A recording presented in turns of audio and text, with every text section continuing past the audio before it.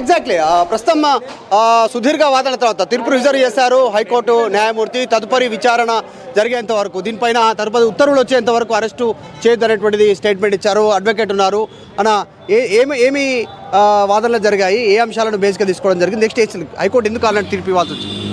అదే ఎఫ్ఐఆర్లో వాళ్ళు పెట్టిన సెక్షన్స్ ఏదైతే ఐపీసీ 409 కానీ 405 కానీ 120B కానీ లేకపోతే ఏసీబీ కేసులో 13(1), 13B కానీ ఈ సెక్షన్లు కూడా మొదటి నుంచి మా ఆర్గ్యుమెంట్ ఏంటంటే ఈ సెక్షన్లు అప్లికబుల్ కావు. ఇందులో ఏసీబీ కేసు అనేది తీసుకొచ్చారు. ఏసీబీ కేసు అనేది ఎంటర్ కావాలంటే లంచాలు ఇచ్చిన వాళ్ళు ఉండాలి, తీసుకున్న వాళ్ళు ఉండాలి. కానీ ఇక్కడ లంచం ఇచ్చింది లేదు, తీసుకున్నది లేదు. కేటీఆర్ గారు ఆ రోజు అడ్మినిస్ట్రేషన్ గ్రౌండ్లో తెలంగాణ అభివృద్ధి కొరకు తెలంగాణలో ఈ రేజ్ ఏదైతే ఉందో వచ్చిందో అది కంటిన్యూ కావాలి. అది వెనకకు పోతుంది. అగ్రిమెంటు వాళ్ళకి పైసలు రాలేదని ఎవరైతే వాళ్ళు స్పాన్సర్ చేసే వాళ్ళు వెనకకు పోయిర్రో ఈ వెనకకు పోయిన వాళ్ళు పోవడం ద్వారా ఈ రేస్ ఫార్ములా సంబంధించిన వాళ్ళు వెనకకు పోతుంటే అది పోవద్దు, తెలంగాణ డెవలప్, ఇది హైదరాబాద్ నగరాన్ని ప్రపంచ స్థాయిలో ఉంచాలనే ఉద్దేశంతో అడ్మినిస్ట్రేషన్ గ్రౌండ్లో ఆ రోజు పైసలు ఇవ్వడం జరిగింది. ఆ పైసలు కూడా సీదా బ్యాంకు ద్వారా అక్కడ ఫార్ములా ఈ సీఈఓకి వెళ్ళాయి. కాబట్టి ఇక్కడ లంచాలు ఏముంది, లంచం ఎవరు ఇచ్చారు, ఎవరు తీసుకున్నారు, ఈ ఏసీబీ సెక్షన్ ఎట్లా అప్లికబుల్ అవుతుంది అనేది ఫస్ట్ కంటెన్షన్ మేము తీసుకునేది. రెండోది ఏంటంటే 18వ తారీఖు నాడు కంప్లైంట్ ఇస్తే 19వ తారీఖు నాడు ఎఫ్ఐఆర్ చేశారు. ఇది ఎట్లా అంటే ప్రిలిమినరీ ఇన్వెస్టిగేషన్ అనేది ఉండాలి. There should be a preliminary investigation as per the supreme court judgment. ఆ రోజు లలితా కుమార్ జడ్జిమెంట్లో చాలా క్రిస్టల్ క్లియర్గా చెప్పారు. కాబట్టి ప్రాథమిక విచారణ లేకుండా ఇది ఒకటి సాయంత్రం 5:30కి ఇస్తే ఉదయం ఎఫ్ఐఆర్ కావడం అనేది ఇక్కడ ఏదో ఒక పొలిటికల్ వెండెట్ అంటే ప్రతీకార చర్యలు తీసుకోవాలనో లేకపోతే అవతల గవర్నమెంట్ మీద ఇది చేయాలనే ఉద్దేశంతో కనబడుతుంది అనేది ఒకటి తీసుకున్నాం. రెండోది, నువ్వు ఎప్పుడు సంవత్సరం కింద జరిగినటువంటి ఈ ఇష్యూని ఈలో ఎందుకు ఇచ్చారు, మీరు ఇన్ని రోజులు ఏం చేశారు, ఇంత ఇనార్డినెన్స్ డిలే జరిగింది కదా, ఈ ఇనార్డినెన్స్ డిలేకి మరి కారణాలు ఏంటి, ఎందుకు అని అంటే వాళ్ళ దగ్గర సరైన సమాధానాలు లేవు. కాబట్టి మనకు ఆ రోజు కేటీఆర్ గారిని అరెస్ట్ చేయొద్దని ఆర్డర్ ఇచ్చారు. తర్వాత మధ్యలో వచ్చింది కేసు, ఆ రోజు కూడా చెప్పారు మేము కౌంటర్ వేస్తాము, ఇది ఎఫ్ఐఆర్ ఎన్సైక్లోపీడియా కాదు, అనేక రకాల ఇన్వెస్టిగేషన్లు డిపార్ట్మెంట్ వాళ్ళని పిలవాలి, తర్వాత దానికి సంబంధించిన డాక్యుమెంట్ని సేకరించాలి, దీనికి సమయం పడుతుందని చెప్పారు. అరే నువ్వు నిజంగా తప్పుంటే ఇదెంత పెద్ద విషయం, దొంగను పట్టుకోవటము నువ్వు ఏసీబీ దగ్గర ఉన్నది, పోలీస్ డిపార్ట్మెంట్ ఉన్నది, అసలు ఏం జరిగిందనేది తేల్చడానికి 24 గంటల్లోనే చేయొచ్చు నువ్వు. కానీ ఈ రోజు వరకు ఇంకా కౌంటర్ వేస్తా, ఇంకా ఇన్వెస్టిగేషన్ జరుగుతున్నది, ఇది ఎఫ్ఐఆర్ ఎన్సైక్లోపీడియా కాదు అని చెప్పేసి మాట్లాడుతున్న మాటలు చూస్తే ఏమర్థమవుతుందంటే ఇది మీరు పెట్టిన కేసు నిలబడుతుందా నిలబడదా, ఒకవేళ కోర్టు ఈ కేసుని కనుక తీసివేస్తే వాళ్ళ యొక్క మళ్ళీ ప్రభుత్వం కానీ లేకపోతే అక్కడ కేసు పెట్టిన వాళ్ళ యొక్క ఏమవుతుంది, ప్రజల ముందు నవ్వుబాట్ల పని అవుతుంది అని చెప్పేసి వాళ్ళ యొక్క అది కనబడతా ఉన్నది. కానీ వాస్తవానికి అక్కడ ఏం లేదు, క్రిమినల్ బ్రీచ్ ఆఫ్ ట్రస్ట్ అని అంటున్నారు.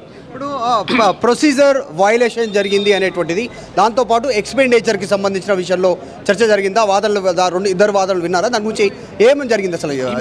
మేము చెప్పేది ఏంటంటే ఫస్ట్ నుంచి మా ఆర్గ్యుమెంట్ ఎఫ్ఐఆర్లో ఉన్న సెక్షన్లు ఈ సెక్షన్లు అప్లికబుల్ కావు, ఇదే మా కంటెన్షన్.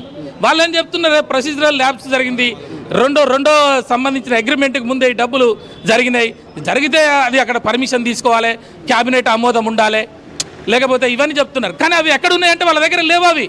అది కేవలం ఒక ఓవరాల్గా మాత్రమే మాట్లాడుతున్నారు. కోర్టుని సాటిస్ఫై చేసే విధంగా ఆర్గ్యుమెంట్స్ లేవు.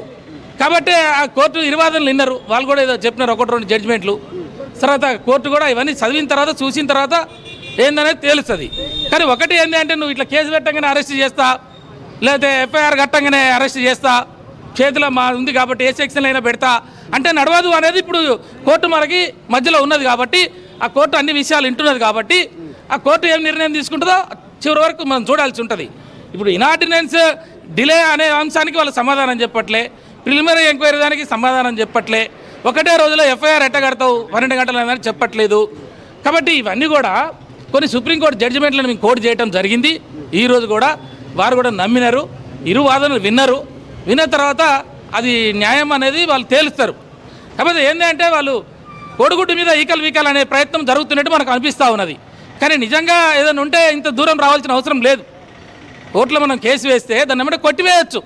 ఒకవేళ నిజంగా వాళ్ళు చెప్పే ఏమైనా ఉంటే ఇది పెద్ద ఇష్యూ కాదు. అక్కడ పెద్ద తలవండిన మేధావులు ఉన్నారు, అక్కడ కూర్చున్న వాళ్ళు.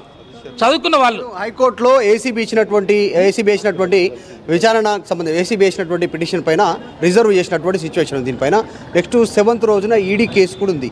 దీనికి సంబంధించినటువంటి అది ఎట్లా ఫాలో అయ్యే అవకాశం ఉంది?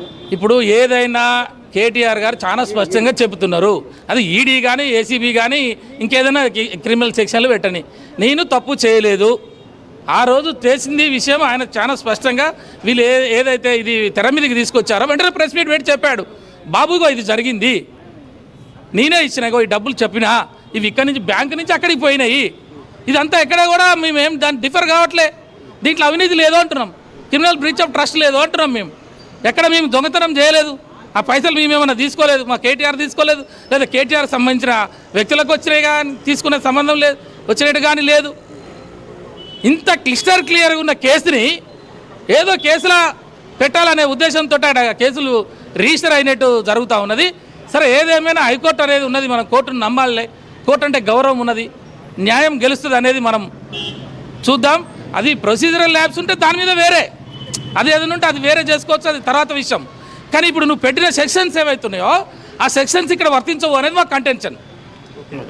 ఇది మొత్తానికి వాదనలు ముగిసిన తర్వాత తీర్పును రిజర్వ్ చేశారు హైకోర్టు న్యాయమూర్తి.